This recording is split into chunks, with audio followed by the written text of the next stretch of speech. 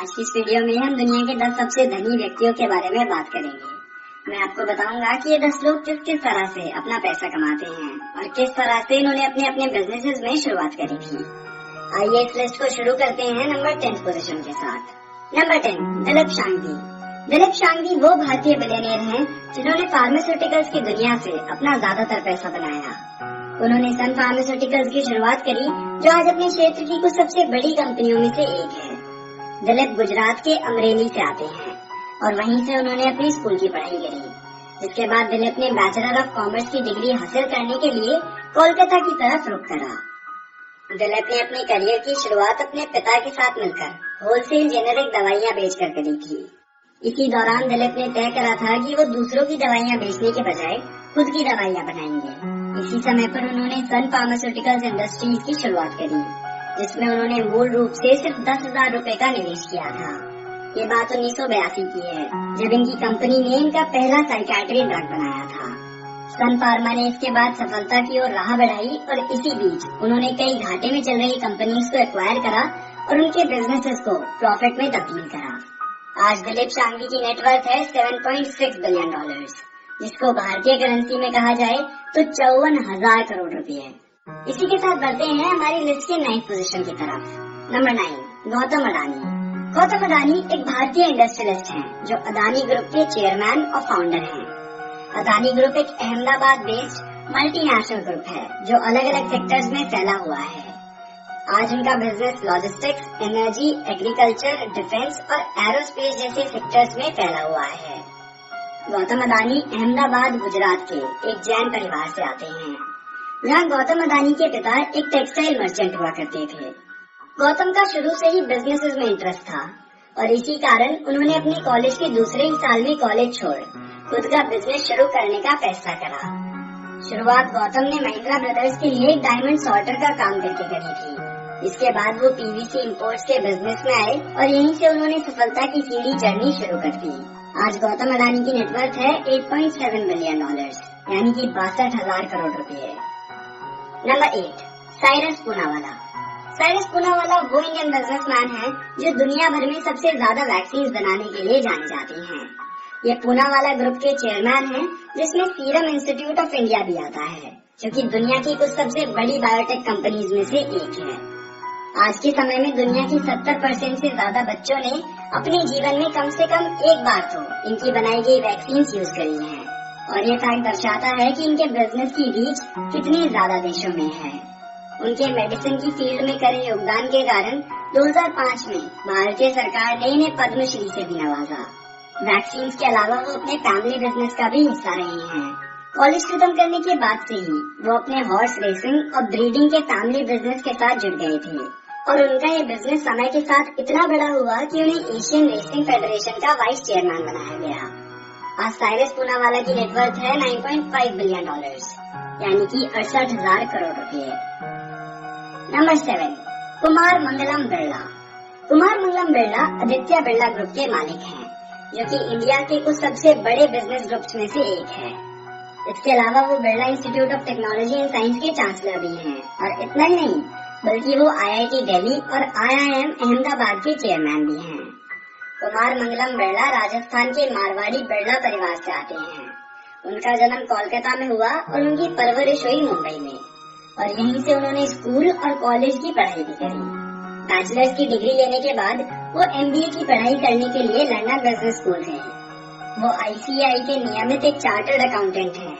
अपने पिता की मृत्यु के बाद उन्होंने 28 वर्ष की उम्र में आदित्य बिरला ग्रुप को एक चेयरमैन के तौर पर संभालना शुरू कर दिया था। उनके नेतृत्व में आदित्य बिरला ग्रुप का टर्नओवर जो 1995 में $3 बिलियन हुआ करता था, वो आज बढ़कर $48 बिलियन हो चुका है और ये ग्रोथ वाकई में इनके बिजनेस कैपेबिलिटीज को दर्शाती है। कुमार मंगलम की नेटवर्थ है $11.1 बिलियन, यानी कि 80,000 करोड़ रुपए। अब तक हमने जितने भी लोगों के बारे में बात करी वो सभी किसी न किसी जगह अपने ज्यादातर पैसे को निवेश करते हैं ताकि उन्हें समय दर समय अपने पैसे पर अच्छे रिटर्न्स मिल सकें। अगर आप भी अपने पैसे को किसी अच्छी जगह इन्वेस्ट करना चाहते हैं तो अपस्टॉक्स ऐप आपके लिए बेहद लाभदायक साबित हो सकती है। वीडियो के साथ आगे बढ़ने से पहले मैं आपको अपस्टॉक्स ऐप के बारे में बताना चाहता हूँ। Upstox one of the highest rated trading investing app है जिसमें आप अपना अकाउंट फ्री में खोल सकते हैं, जबकि मार्केट में दूसरी ऐप्स इसी काम के लिए करीब 500 से 600 रुपए चार्ज करती हैं। इस ऐप के 1 मिलियन से भी ज्यादा यूजर्स हैं, जो इस ऐप के चार्टिंग टूल्स का इस्तेमाल कर अपने पैसे को सही जगह इन्वेस्ट करते हैं। ऐप में रजिस्ट्रेशन करने के बाद आप इस ऐप से 28,000 रुपए तक के बेनिफिट्स ले सकते हैं। इसके अलावा अगर आप म्यूचुअल फंड्स में इन्वेस्ट करना चाहते हैं तो ये एप्लीकेशन आपके लिए बिल्कुल सही है। ऐप में रजिस्ट्रेशन करने के बाद आपको ऐप में प्रीपेड ब्रोकरेज क्रेडिट भी मिलता है। डिस्क्रिप्शन में दी गई लिंक से इस ऐप को डाउनलोड करें और इन्वेस्टिंग करना शुरू कर दें। नंबर 6, उदय कोटक। उदय कोटक एक भारतीय बैंकर हैं, जो कि आज एग्जीक्यूटिव वाइस चेयरमैन और मैनेजिंग डायरेक्टर के रूप में कोटक महिंद्रा बैंक को संभाल रही हैं। Uday Kotak Gujarati Lohana upper middle class परिवार से आते हैं। उनका परिवार पहले कॉटन ट्रेडिंग के बिजनेस में था। शुरू से ही उदय मैथ्स में काफी अच्छे थे और इसी कारण मैथ्स और कॉमर्स उनका शौक बन गया। उन्होंने मुंबई के सैयदनाम कॉलेज से अपनी बैचलर्स की डिग्री हासिल करी और फिर जमनालाल बजाज इंस्टीट्यूट से अपनी पोस्ट ग्रेजुएशन की पढ़ाई भी पूरी करी। पढ़ाई पूरी करने के बाद वो इतने क्वालिफाइड हो गए थे कि उनके पास दूसरे देशों से जॉब्स के ऑफर आने लगे। उस वक्त अगर कोई और उनकी जगह होता तो उसके लिए बाहर देश जाकर नौकरी करना बेहतर साबित होता, क्योंकि उस वक्त इंडिया एक क्लोज्ड इकोनॉमी देश था और बिजनेसमैन के लिए देश में ज्यादा अपॉर्चुनिटीज नहीं थी। पर उदय कोटक ने सभी नौकरियों के ऑफरों को ठुकरा दिया और अपने देश में ही काम करने का फैसला करा। इसी के कुछ समय के बाद उन्होंने कोटक कैपिटल मैनेजमेंट की शुरुआत करी और अपने काम को बैंकिंग के अलग अलग क्षेत्रों में फैलाना शुरू कर दिया। 2003 में कोटक महिंद्रा फाइनेंस देश की पहली कंपनी बनी, जिसको आरबीआई की तरफ से बैंक लाइसेंस मिला था। ये भारतीय कॉर्पोरेट इतिहास के लिए बहुत बड़ी बात थी।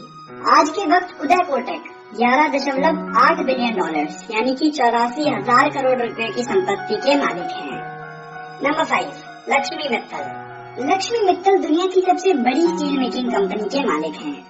उनका बिजनेस यूनाइटेड किंगडम में बेस्ड है, पर वो मूल रूप से भारत से ही आते हैं। 2005 में लक्ष्मी मित्तल दुनिया के तीसरे सबसे धनी व्यक्ति बताए गए थे और ये पहले भारतीय थे जो दुनिया के टॉप 10 रिचेस्ट लोगों की लिस्ट में शुमार हो सके थे। लक्ष्मी मित्तल ने कोलकाता से अपनी पढ़ाई शुरू करी थी और फिर सेंट जेवियर्स कॉलेज से अपनी ग्रेजुएशन की पढ़ाई पूरी करी। उनके पिता स्टील बिजनेस में थे और इसी कारण लक्ष्मी का भी इस बिजनेस में रुझान होने लगा। 1976 में जब भारतीय सरकार ने स्टील प्रोडक्शन पर प्रतिबंध लगा दिया था, तब 26 वर्षीय लक्ष्मी मित्तल ने इंडोनेशिया में अपनी पहली स्टील फैक्ट्री खोली और यहीं से उनके बिजनेस की बड़े स्केल पर शुरुआत हुई। स्टील के अलावा मित्तल स्पोर्ट्स, एजुकेशन और मेडिकल सेक्टर से भी जुड़े हुए हैं। लक्ष्मी मित्तल आज 13.6 बिलियन डॉलर्स यानी कि 97,000 करोड़ रुपयों की संपत्ति के मालिक हैं। नंबर 4, शिव नाडर। शिव नाडर एक भारतीय इंडस्ट्रियलिस्ट और फिलैंथ्रोपिस्ट हैं। वो HCL कंपनी के फाउंडर और चेयरमैन हैं और इसके अलावा वो शिव नाडर फाउंडेशन के भी चेयरमैन और फाउंडर हैं। शिव नाडर ने 70 के दशक में HCL की शुरुआत करी थी और उसके बाद से ही उन्होंने भारतीय IT सेक्टर में एक बड़ा रेवोल्यूशन शुरू करा। अगले 3 दशकों तक अपनी कंपनी का फोकस समय दर समय बदला और हमेशा समय की जरूरत के अनुसार काम करा। उनके IT इंडस्ट्री की तरफ करे योगदान के कारण भारतीय सरकार ने उन्हें पद्म भूषण से भी सम्मानित करा। शिव नाडर तमिलनाडु के एक छोटे से गांव मुलाई फोजी से आते हैं। मदुरई से शिव नाडर ने अपनी स्कूल की पढ़ाई करी और फिर वो कोयम्बटूर अपनी इंजीनियरिंग की पढ़ाई करने के लिए गए। इसके बाद ही उन्होंने खुद के वेंचर की शुरुआत करने का फैसला करा और तभी से उन्होंने कभी पीछे मुड़कर नहीं देखा। आज शिव नाडर की नेट वर्थ है 14.6 बिलियन डॉलर्स यानी कि 1 लाख करोड़ रुपए। इसी के साथ बढ़ते हैं हमारी लिस्ट के तीसरी पोजीशन की तरफ। नंबर 3, राधा किशन दमानी।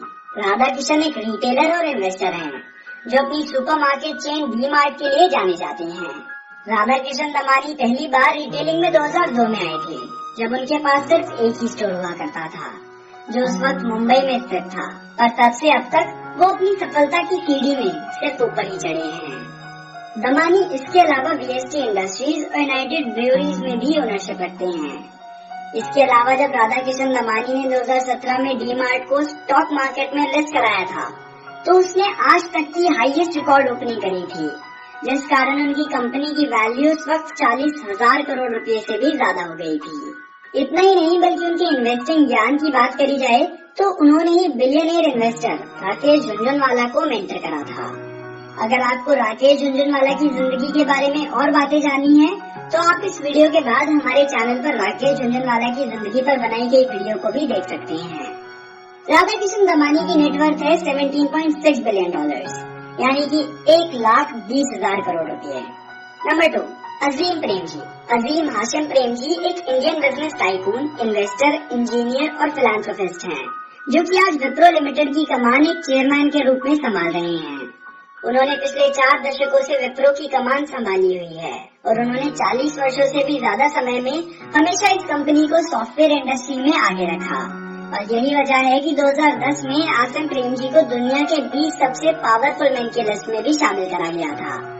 अजीम प्रेमजी का जन्म बॉम्बे में हुआ था, जबकि उनका परिवार गुजरात के कच्छ से ताल्लुकात रखता है। उनके पिता एक बड़े बिजनेसमैन थे और राइस किंग ऑफ बर्मा के नाम से जाने जाते थे।